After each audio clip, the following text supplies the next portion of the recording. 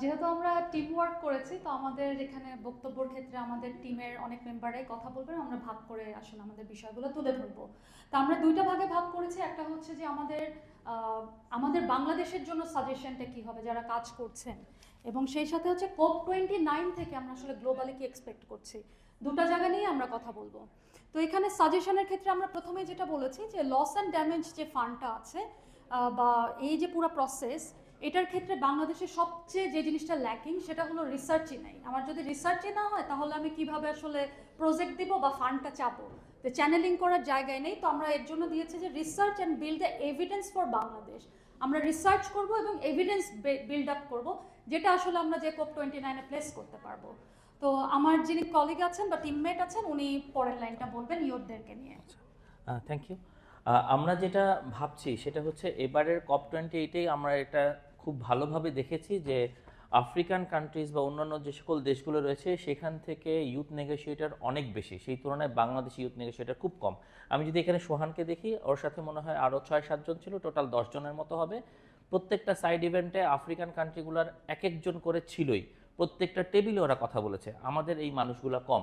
COP29-তে আমরা আশা করি যে এই মানুষগুলো আরও বেশি হবে এবং গভর্নমেন্ট এই জায়গাগুলোতে বেশি নজর দিবে, তাহলে আমরা এই নেগোসিয়েশনে অ্যাটেন্ডেন্স হোক বা যেখানে হোক আরও বেশি কাজ করতে পারবো।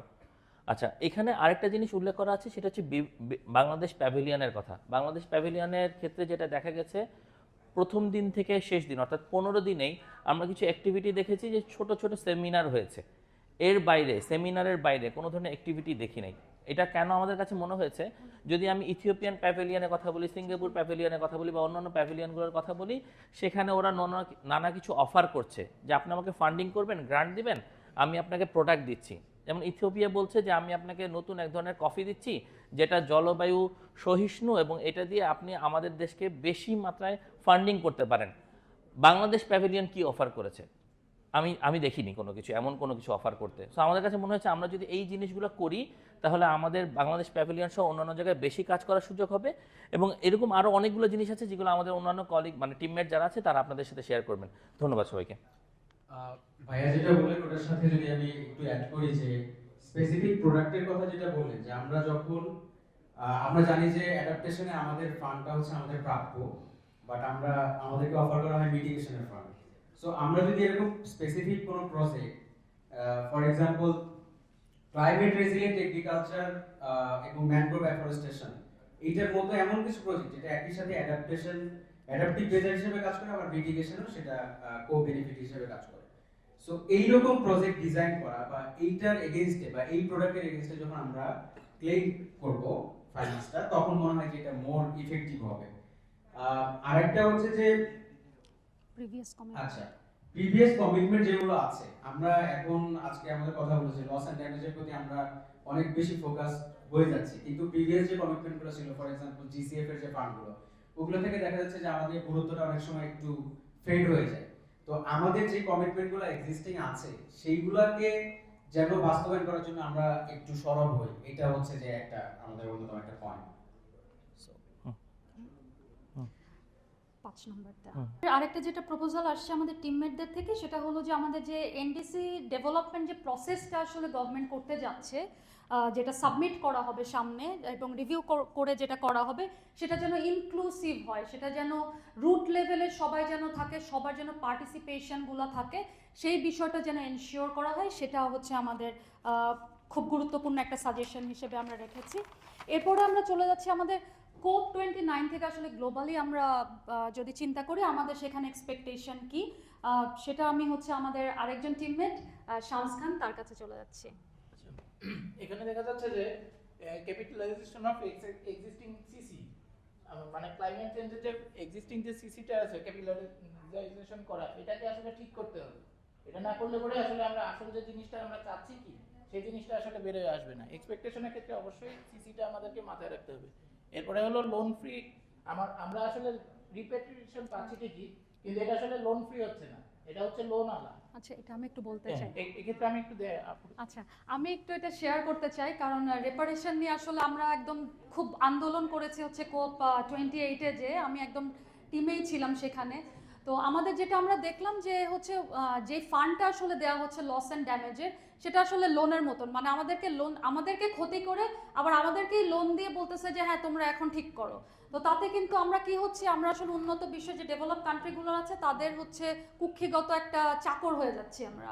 সো এই ক্ষেত্রে আমরা হচ্ছে ক্ষতিপূরণ চাই। COP29-এ যে লস অ্যান্ড ড্যামেজ যে ফান্ডটা, ছোট একটা পিনাট বাটার হয়তো তারা আমাদেরকে দিয়ে, মানে পিনাট একটা দিয়েছে ফান্ড, কিন্তু সেই ফান্ডটা আসলে আমরা ক্ষতিপূরণ হিসেবে চাই বাংলাদেশের জন্য বা ক্ষতিগ্রস্ত দেশগুলোর জন্য। তো পরবর্তী আমার কলিগের কাছে তো যাচ্ছি। এখানে বাকি যেগুলো আছে সেগুলো সবগুলো আসলে মানে এই 2 থেকে ধরলে সবগুলো যে আসলে ক্ষতিপূরণ মানে হচ্ছে ইনভেস্টমেন্ট, বিনিয়োগ। তারপর এখান থেকে আসছে যে আমরা আসলে কি কি ফান্ড চাই, যেগুলো লস অ্যান্ড ড্যামেজ অলরেডি বলা আছে, কিন্তু তারপর আরো নতুন নতুন ফান্ড তৈরি হতে পারে। Economic and non economic loss and damage, এটা খুব ইম্পর্টেন্ট, কারণ আমরা সবকিছু ফিগার আউট করি যে এই ফিগার এটা হবে, মানে ইকোনমিক একটা ফিগার ধরি, কিন্তু আমাদের অনেক ক্ষতি আছে যেগুলো হচ্ছে নন ইকোনমিক ফিগারে আছে, সেই জিনিসগুলো আসলে তুলে আনা হয় না। সো এই কথাগুলো উঠে আনা জরুরি, এবং আজারবাইজানে এই কথাগুলো যদি আসে, কেন এটা বলছি, এনডিসির উল্লেখটা এই জন্যই করছি বারবার আমরা, এনএপির সময় যখন সবাই কথা বলছে, সব জায়গার ছিল, এনডিসির সময় কিন্তু একেবারে সব লেভেলে কথা হচ্ছে না। সুতরাং এই ইনক্লুসিভ যদি হয় তাহলে এই সব জিনিসগুলোই আসবে। এবং সর্বশেষ সেটা হচ্ছে লোকালি লেড অ্যাডাপ্টেশন। এখানে আমাদের কাছে মনে হচ্ছে আমরা কি অফার করি, আমরা কি বলি। অ্যাডাপ্টেশন কিন্তু আমাদের ভিতরে ইনহেরেন্ট, নিজেদের ভিতরে আছে। আমরা যেটা অফার করি সেই জিনিসটা যদি আমরা না বলি, যেমন আমাদের বাবা মা বা আমাদের দাদা দাদি আগে থেকেই দেখিয়েছে যে আমরা নতুন বোতল ব্যবহার না করে পুরনো বোতলেই আমরা আমাদের জিনিসগুলো রাখবো। আমরা যদি আরেকটা উদাহরণ বলি, যে নকশি কাঁথার উদাহরণ, যে নকশি কাঁথাগুলো কোত্থেকে তৈরি হয়, আমাদের দাদি নানিরা পুরনো শাড়ি যেগুলো ব্যবহৃত হয়ে গেছে সেগুলো সুতো তুলে তুলে একটা প্রোডাক্ট তৈরি করেন। তার মানে সাস্টেনেবিলিটির যে ধারণাটা আমাদের ভিতরে ছিল সেটা আমাদের কাছে আছে, কিন্তু আমরা এটা সেল করতে পারি না, আমরা এটা বিক্রি করতে পারি না, শো করতে পারি না সবার সামনে গ্লোবালি। আমরা যদি এইগুলো শো করতে পারি তাহলে কিন্তু আমাদের এই কাজগুলো ঠিকমতো হবে এবং ভালোভাবে আমরা আরও কাজ করতে পারবো। সো সবাইকে ধন্যবাদ। মন্ত্রী মহোদয়ের কাছে একটা জিনিস উল্লেখ করতে চাই আমি, এটা আমি এমনিও তো বলছিলাম যে মিডিয়া, আমি যেহেতু নিজে সাংবাদিক, মিডিয়ার অনেক কাজ থাকে। বাংলাদেশের মিডিয়া শুধুমাত্র এইটুকু প্রচার করে আজকে কত ফান্ড পেলো, কালকে কত ফান্ড পাবে, ফান্ড আসলে আমরা কি চাই, কিন্তু ফান্ডগুলো কিভাবে কাজ করবে, ফান্ডের জন্য আমরা আসলে তৈরি কিনা এভিডেন্ট অনুযায়ী, সেই জিনিসটা বাংলাদেশের মিডিয়া তৈরি করে না। সুতরাং মিডিয়াকেও আরও বেশি শিক্ষিত বলার চেয়ে আরও বেশি ট্রেন্ড করা উচিত, যাতে ভবিষ্যতে যেন আরো ভালো কাজ হয়। সবাইকে অনেক বেশি ধন্যবাদ।